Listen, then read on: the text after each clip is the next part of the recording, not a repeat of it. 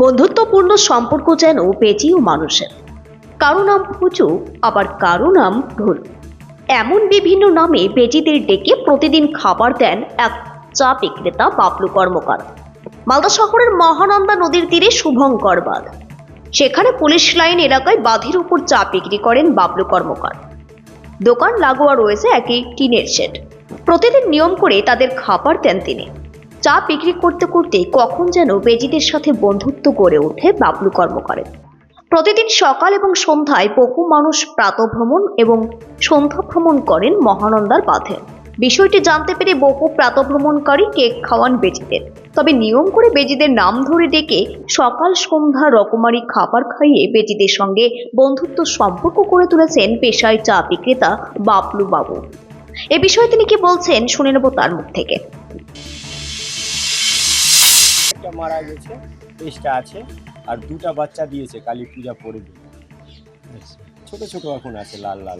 কি খাবার দেন এটাকে? একে দিয়ে মুরগির ছাট, কেক উক দিই, আর দুধ দিই, পাউরুটি দিয়ে, এগুলাই খাবার। কতদিন ধরে এটাকে? এটা আমি 2007 সাল থেকে একে। তখন তো কম ছিল। এখন মোটামুটি ভাগ হয়ে গেছে। পুলিশ লাইনে হসপিটালে মোটামুটি ওখানে আছে 20টা 22টা মতো, যেন খালাতে আছে 50টা মতো। আপনার তো কথা শুনছে দেখছি। হ্যাঁ, তো ওটা भी কথা শুনে, জেলখানাতে भी যে আছে ওটা भी আমি যে ডাক দিই, সব আসবে। পুলিশ হসপিটালে আছে, ওখানে भी ডাক দিই, সব আসবে। এখানে এখন কতটা আছে? এখানে 23টা আছে এখন বর্তমানে। কেমন লাগছে এই যে? ভালো লাগছে জায়গাটা। সবাই দেখতে আসে?